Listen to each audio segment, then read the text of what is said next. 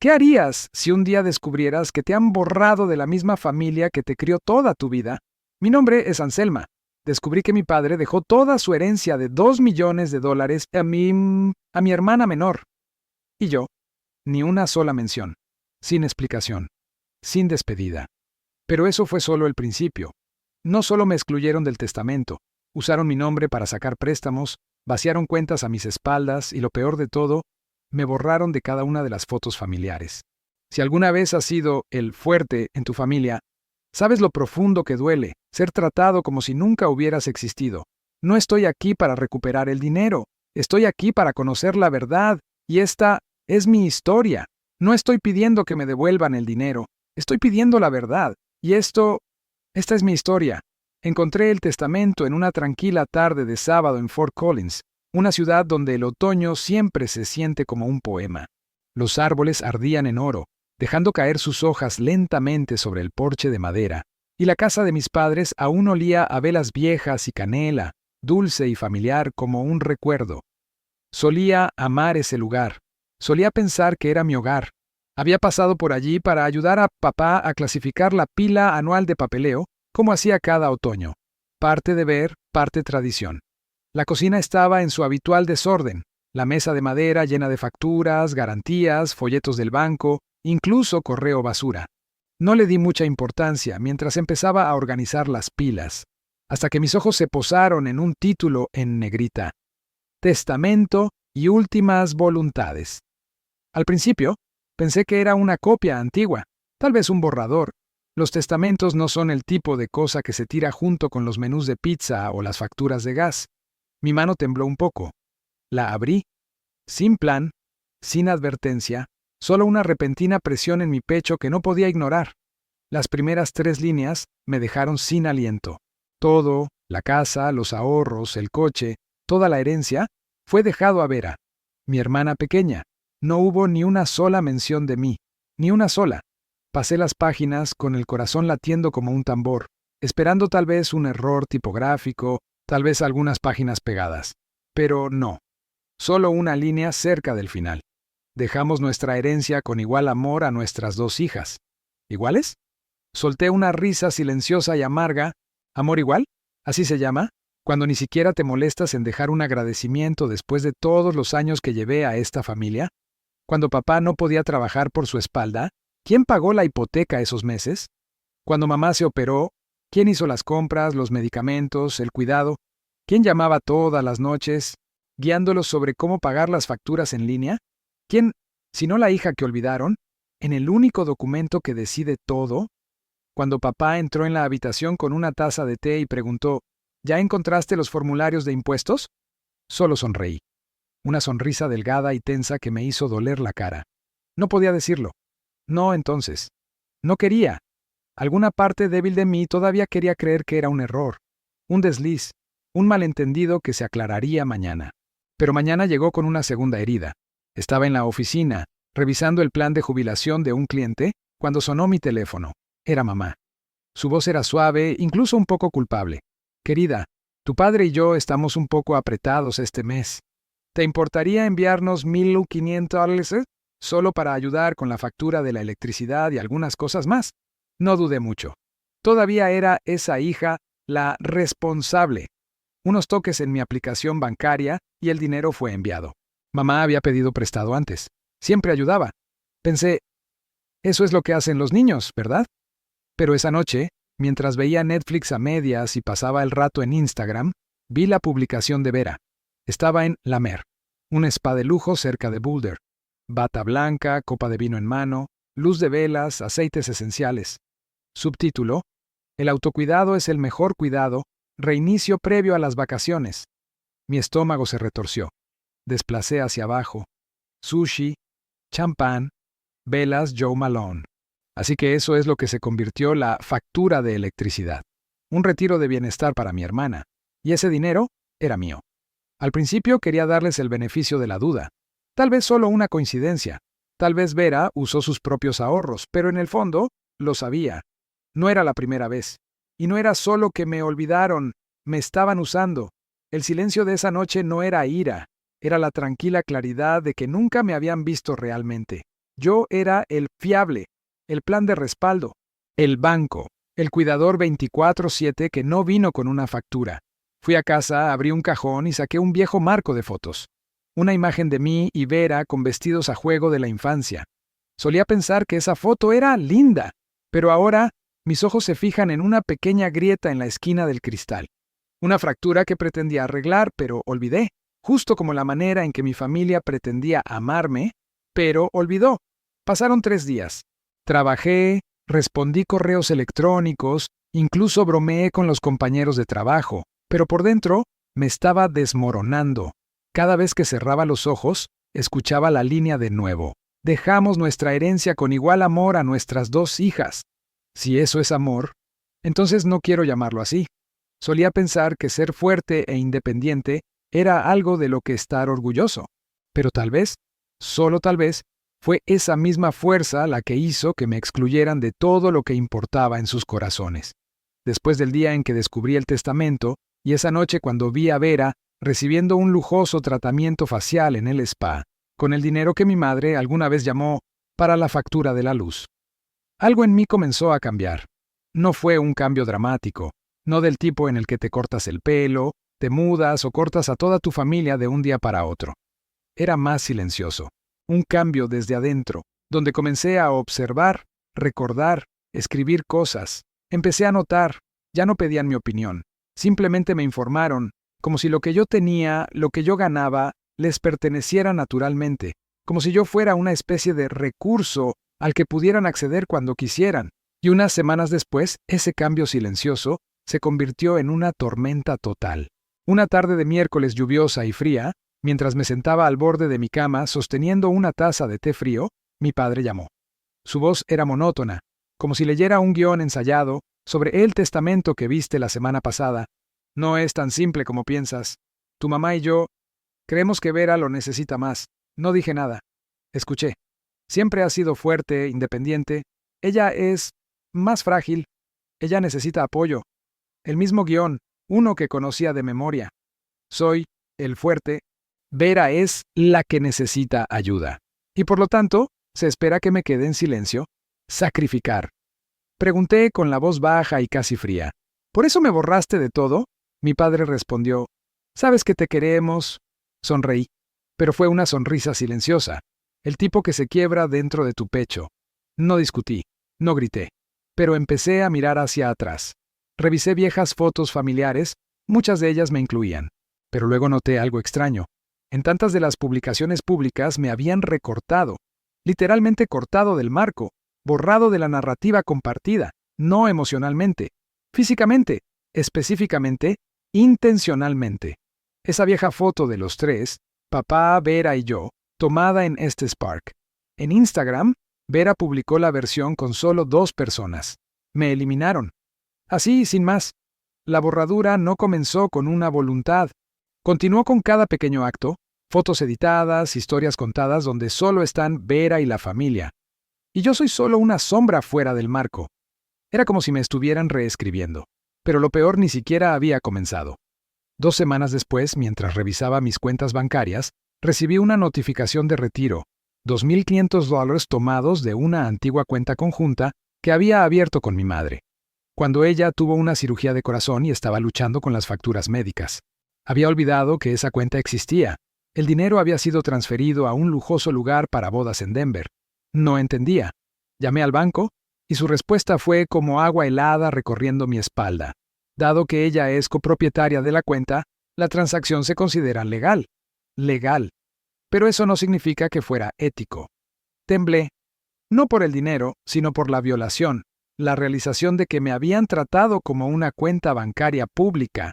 Inmediatamente envié un mensaje al grupo familiar, el que había estado en silencio durante más de 6 meses. Esta es la última vez que alguno de ustedes toma algo de mí sin mi permiso. Nadie respondió.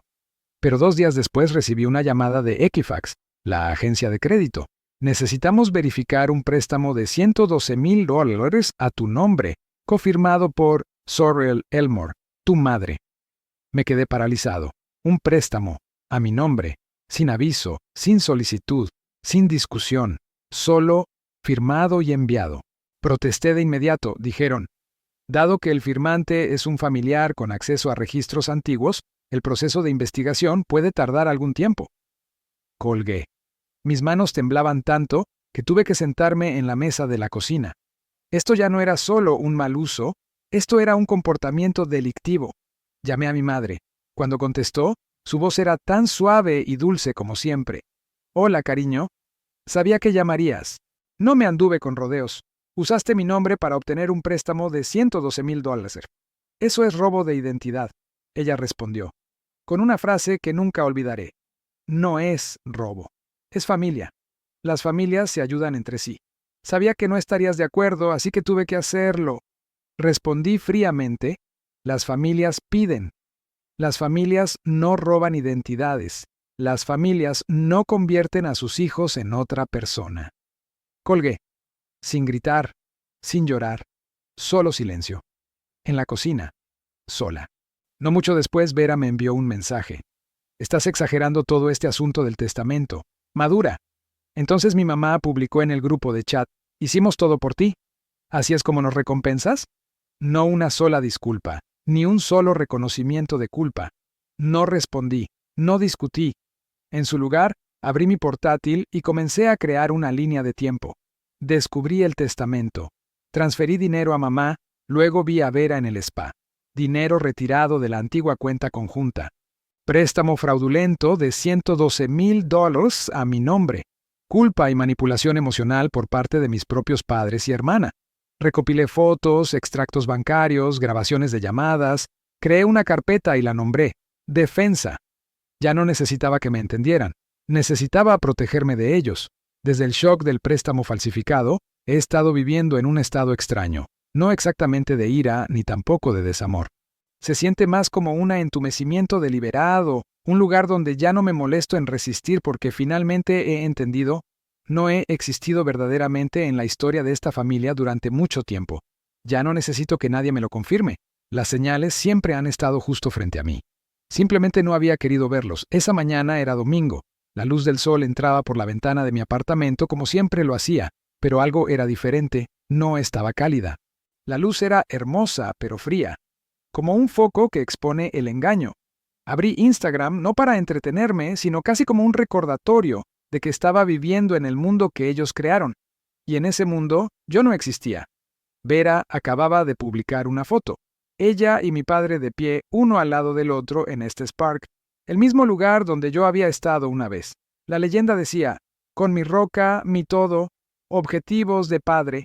Al principio, algo no se sentía bien. Papá estaba mirando ligeramente hacia la izquierda. Entonces me di cuenta. Había un extraño espacio vacío cerca de su hombro izquierdo. Luz extra. Un extraño desequilibrio en el encuadre. Entonces me di cuenta. Tenía esta foto original. Y en la original, estaba justo allí, junto a él. Me habían recortado de esa foto, no accidentalmente, no por razones estéticas, intencionalmente, borrado. Abrí mi viejo disco duro y fui directamente a la carpeta de fotos de la familia. Ahí estaba, la foto original. Yo, papá y Vera, todos sonriendo juntos, pero en línea no había rastro de mí. No lloré, no temblé, no grité, solo dejé escapar una risa tenue, un sonido que murió en mi pecho antes de llegar a mis labios. Esto es lo que hacen, borrarme de toda memoria pública. Me senté, empecé a abrir más carpetas, graduación, cumpleaños, días festivos, pasé por cada foto, cada video, y entonces surgió un patrón. Siempre estaba al borde del marco. Los ojos de la gente no estaban en mí, estaban en Vera. En los videos yo era quien filmaba, quien hacía las preguntas, el ayudante, nunca el foco.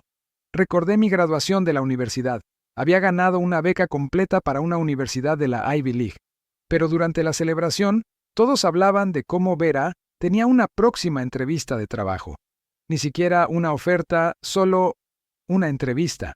Mi mamá había dicho en ese momento, no necesitas sus elogios, brillas por ti mismo.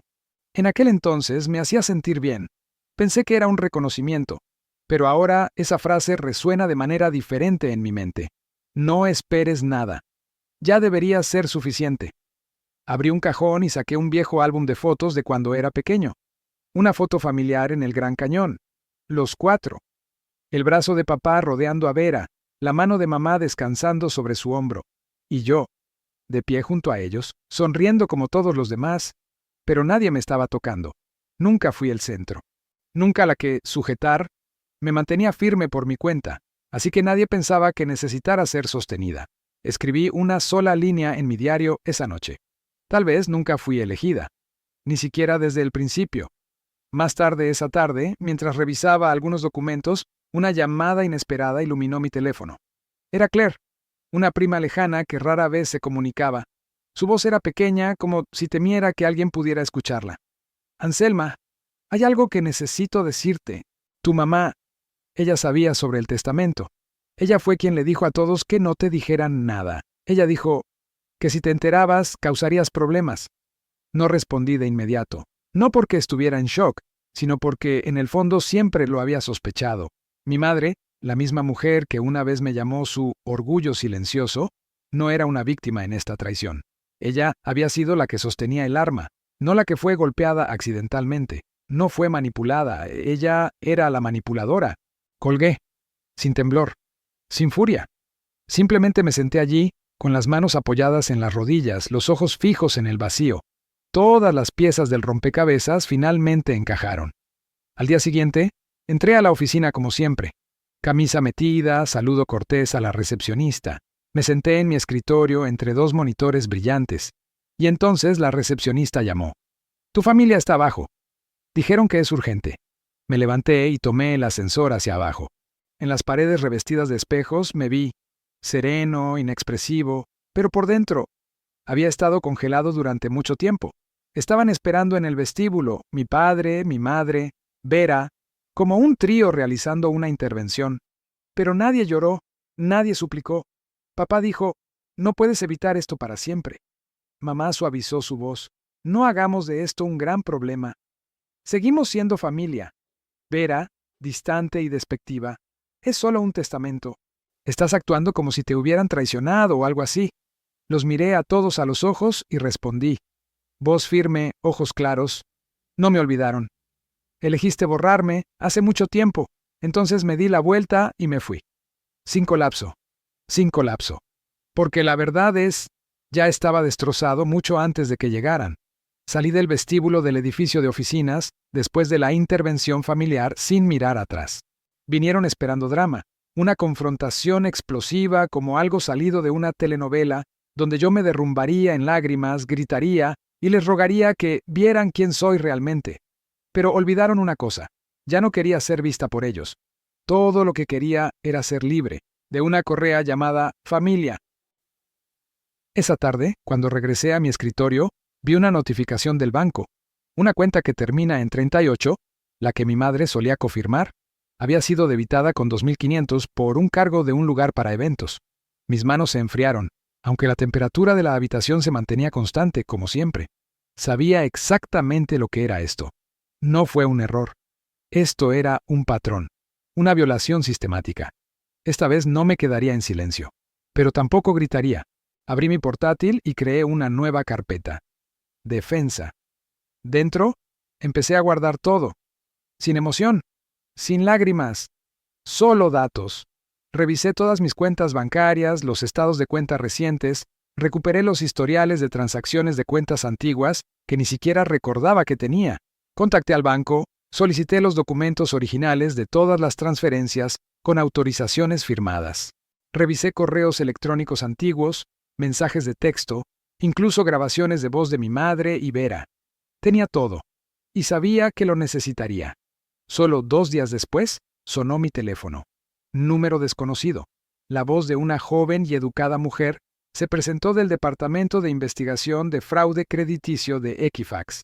Necesitamos confirmar un préstamo reciente de $112,000 a su nombre, confirmado por la señora Sorl Elmore, su madre. ¿Puede verificar este préstamo? Apreté el teléfono con fuerza, mi voz calmada y firme. Nunca firmé, nunca fui informado, y absolutamente no doy mi consentimiento. Hubo una pausa al otro lado.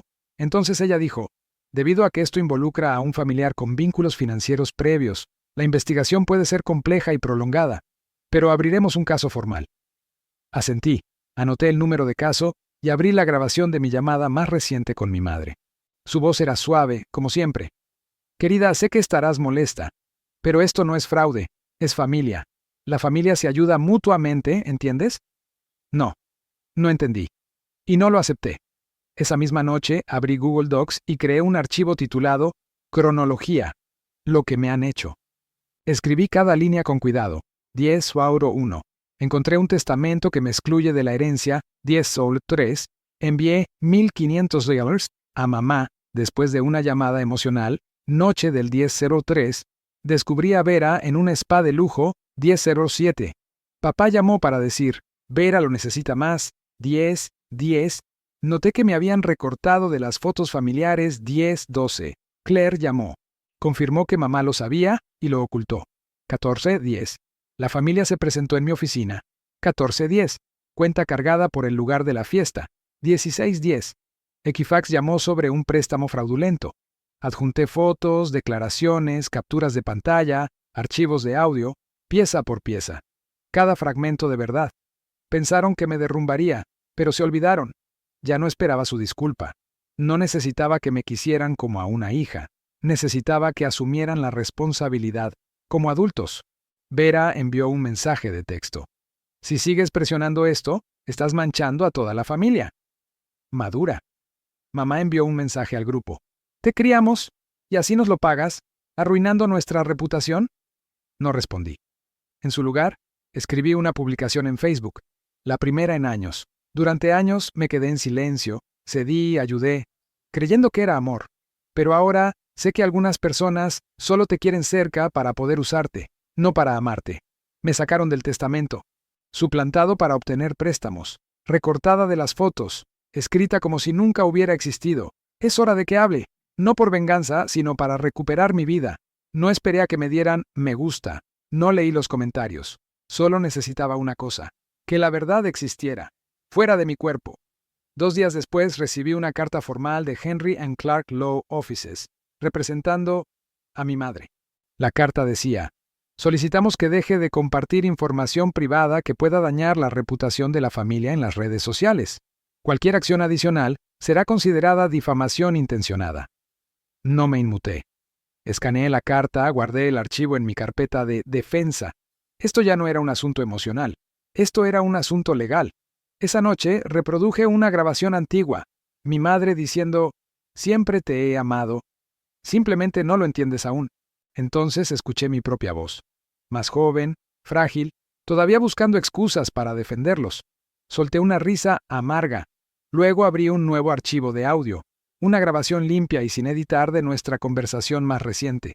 Subí todo a la nube, a un disco duro externo, y envié copias de seguridad a mi abogado personal. Me estaba preparando para la batalla final, no con emoción, sino con evidencia. Ya no era el niño fuerte en el que se apoyaban y luego olvidaban. Yo era el guardián de la verdad, sin ruido, sin drama. Solo hay una cosa que importa ahora, que la verdad sobreviva, sin cortes, sin desenfoques y nunca borrada. Desde que guardé la carta de advertencia de mi madre en la carpeta de defensa, algo dentro de mí cambió. Ya no era rabia, tampoco era sorpresa ni dolor, era una especie de vacío ligero, pero con conciencia. No lloré. Dejé de esperar una disculpa. Ya no revisaba quién había visto mi publicación en Facebook, quién le había dado like o quién se había quedado en silencio. Ya no necesitaba validación. Porque finalmente me había validado. No soy la loca en esta historia. Una semana después, recibí un mensaje de un viejo amigo de la universidad. Nah, ¿de verdad le dijiste eso a tu mamá? Hay un clip de audio circulando en nuestro antiguo grupo de chat. Me quedé helado. Nah me envió el clip, y cuando lo reproduje, casi se me cae el teléfono. Era mi voz. Pero no era yo. Las oraciones estaban cortadas, unidas de manera torpe. Mi voz, parcheada, desigual. Una línea destacó, mi madre es una mentirosa. Ojalá simplemente desapareciera. Nunca dije eso. Era un audio fabricado, un Frankenstein de recuerdos, probablemente cortado de viejas conversaciones entre mi mamá y yo, editado fuera de orden, retorcido hasta que sonara como una persona desagradecida y odiosa. Le respondí de inmediato, nah, eso es un clip editado. Tengo las grabaciones originales completas, claro, no unaltered. No respondió de inmediato, pero sabía exactamente lo que estaba pasando. Esto era sobre sembrar dudas, creando ruido. No necesitaban demostrar que estaba equivocado, solo tenían que hacer que la gente dudara si tenía razón. Esa noche, abrí mi laptop. No para trabajar, no para publicar un nuevo estado, pero para organizarlo todo. Recreé la cronología, imprimí las pruebas y las compilé en un PDF de 56 páginas, para que si desapareciera de sus vidas, al menos la verdad existiera en algún lugar. Le envié una copia a mi abogado. Luego apagué mi computadora, miré por la ventana. Estaba cayendo nieve, suave, silenciosa, tan blanca que nada más podía atravesarla. Solía querer disculpas. Ahora, solo quería respirar. 2 días después fui a la tienda de comestibles cercana por leche y fruta. Cuando pasé por el pasillo de las flores, vi a Vera. Llevaba un abrigo grueso, sosteniendo su teléfono como si estuviera posando para un selfie. Cuando me notó, sonrió con desdén. ¿Sigues organizando tu pequeño desfile de lástima en línea? ¿Ya no te cansas de llorar? Me acerqué a ella, sin discutir, sin temblores. La miré directamente a los ojos y dije, lentamente, puedes quedarte con el testamento, pero yo tengo la verdad, y estoy a punto de hacerlo público. Se quedó paralizada. Su mirada cambió, como si alguien acabara de bajar el fino velo sobre su rostro. No necesitaba decir nada más. Entré en la tienda, compré la leche, pagado con mi propio dinero, y volví a salir al frío sin sentir frío. 2 mañanas después, mientras hacía café, vi un correo electrónico de Thorne, el abogado de la familia. Asunto: respecto al testamento del señor Elmore, documentos para verificación. Abrí el archivo adjunto, una copia escaneada del testamento original, con mi nombre, dividiendo 1/3 de la herencia para mí, 1/3 para Vera y el resto para una organización benéfica de animales. La nueva versión, la que había visto, tenía una firma diferente, tinta diferente, el sello de fecha incorrecto, y fue escrita mientras mi padre estaba hospitalizado con neumonía aguda, delirando, incapaz de siquiera firmar su propio nombre. Escribí un mensaje a mi abogado personal. Por favor, abre un expediente de investigación legal. Tengo pruebas suficientes de la falsificación de un testamento. No había nada más que decir. La verdad era lo suficientemente pesada. 3 semanas después, recibí el resumen del caso. El nuevo testamento fue suspendido temporalmente. Mi madre, Sol Elmore, se negó a testificar. Vera no respondió a la junta de investigación. Thorne presentó una petición completa para la investigación. Nadie se disculpó. Nadie volvió a decir, estábamos equivocados. Pero nadie ponía más excusas. Nadie intentó reescribir la historia para borrarme. Esa noche, abrí mi viejo blog, el que solía escribir mis pensamientos como estudiante universitario, soñando con la justicia y la sinceridad. Publiqué una nueva entrada, sin título, sin hashtags, sin solicitudes de me gusta, solo una línea de apertura. Un día, te darás cuenta de que el silencio no es un defecto, es una forma de poder. Cuando dejes de esperar ser visto, finalmente comenzarás a verte a ti mismo. Y seguí adelante, no en gloria, no con un éxito deslumbrante, pero con paz. Llegué al trabajo a tiempo, tomé café en el mismo viejo café, abrí mis ventanas por las mañanas temprano, recibí una carta escrita a mano de Claire. No merecía ser tratado así. Lo siento, no respondí, pero guardé la carta, no para perdón, pero como reconocimiento, que finalmente alguien me vio. No terminé este viaje en triunfo. Lo terminé con claridad, ya no etiquetada como la fuerte, ya no el dador silencioso. Fui yo quien se levantó al final y dijo, una vez fui olvidado, pero nunca me olvidé de mí mismo.